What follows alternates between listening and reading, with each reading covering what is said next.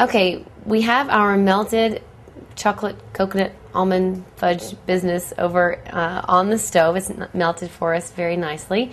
And now we're just going to prepare the pan to put it in. I'm actually going to line the pan with parchment paper. You could just put it straight in the pan, but I love parchment paper because you can almost peel it off of it. It's not going to stick to the glass whatsoever. It makes things really, really neat and clean for you.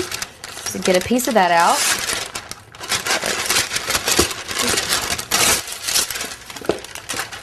It's okay if it's a little large, just as long as you make sure you cover all the corners. And I want to butter it just to, again, keep it nice and clean and neat.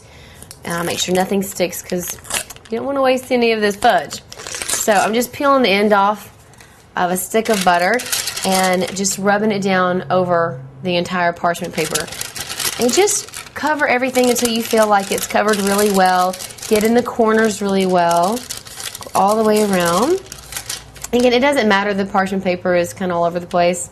It doesn't really matter. So just going to keep buttering this down.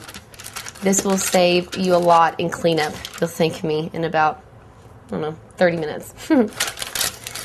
Just keep buttering this up. It tends to move around, so just hold it down. But it's going to be okay. Butter it down.